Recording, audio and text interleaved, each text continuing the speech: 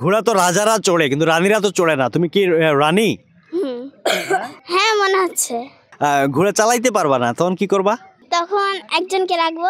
দর্শক, আমার পাশে আছে রাজা, আর এই পাশে হচ্ছে কালা মানিক। এই দুই ঘোড়ার নাম খুবই সুন্দর, চমৎকার।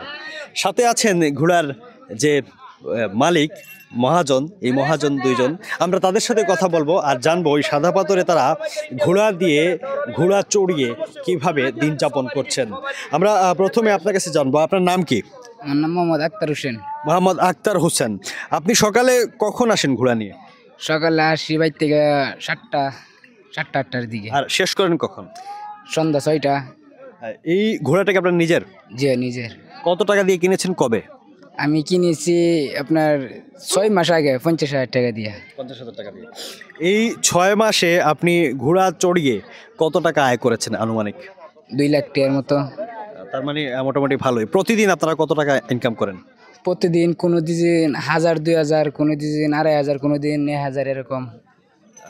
কারা কারা বেশি ঘোড়াটা চড়ে? মহিলা চড়ে, সব মানুষই চড়ে। মহিলা, পুরুষ, বাচ্চারা, মুরব্বীরা, অনেক মানুষই চড়ে।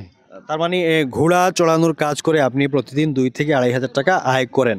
এখানে আমি একটু ওনার কাছে জানতে চাইবো, এই 2-2,500 টাকার মধ্যে আপনাদের খরচ কত আছে ঘোড়ার পিছনে? খরচ দিলে আছে 200-300 টাকার মতন খরচ আছে ঘোড়ার পিছনে। ঘোড়াকে কি খাওয়ান? তো সানা, বুট, বুসি, কোল। হ্যাঁ, সেই খাওয়ানোর প্রসেসটা কোন সময়, মানে কোন সময় খাওয়ান? তো সকালে খাওয়াই, দুপুরে খাওয়াই, রাতকে ছেড়ে দিই। এই সারাদিন ঘোড়া চড়িয়ে আপনিও 2 থেকে 2,500 টাকা আয় করেন, তাই তো? তার মানে হচ্ছে মোটামুটি ঘোড়া চড়ানোর কাজ করে আপনারা মাসে প্রতি ভালো একটা আয় করছেন। এটা কি প্রতি সিজনে, মানে সব সময় 12 মাসই এরকম থাকে, নাকি কম বেশি হয়ে ওঠানামা হয়? না, 12 মাস নয়, বর্ষা 6 মাস বাড়িতে বসে থাকুন লাগে। 6 মাস বসে থাকে? হ্যাঁ, এখানে বন্যা থাকে বলে। বুঝছি। অনেক সময় ঘোড়া তো সবাই চড়তে পারে না, তো যারা চড়তে পারে না তাদের জন্য ঘোড়া তো সাপোর্টিভ না, তো সেক্ষেত্রে ঘোড়ার আচরণ কি থাকে? মানে ঘোড়ার আচরণ ভালো। মনে করেন যারা চড়ে না এরা আমরা জোর করে তুলি না, আর যারা চড়তে চাই তারা আমরা ইচ্ছাভাবে তুলি, সমস্যা নেই। টাকা 10 টাকা কমাক, তারা ইচ্ছাভাবে তুলি। 100 টাকার বিনিময়ে মনে করেন 10 মিনিট, 15 মিনিট, 20 মিনিট এরকম সময়ও। মহিলা, পুরুষ, বাচ্চারা, মুরব্বী মানুষরা, মা বোনেরা চড়ে আর কি। এগুলো কি ঘোরার উপরে ওইটাই তো ছবি তুলে ভিডিও করে আনন্দ পায়, এটাই।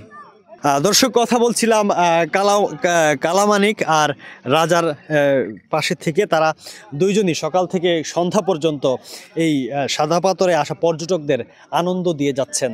আপনারা যারা সাদা পাথরে আসতে চাচ্ছেন তারা অবশ্যই এই সাদা পাথরে এসে এই ঘোড়া চড়বেন। আমরা এই পাশে আরেকটি ঘোড়াকে দেখেছি, যেটি অনেকটা রঙিন। সবগুলো ঘোড়াই বেশ সুসজ্জিত এবং সুন্দরভাবে সাজানো হয়েছে। আমরা একটু কথা বলি। তোমরা ঘোড়া চড়েছ?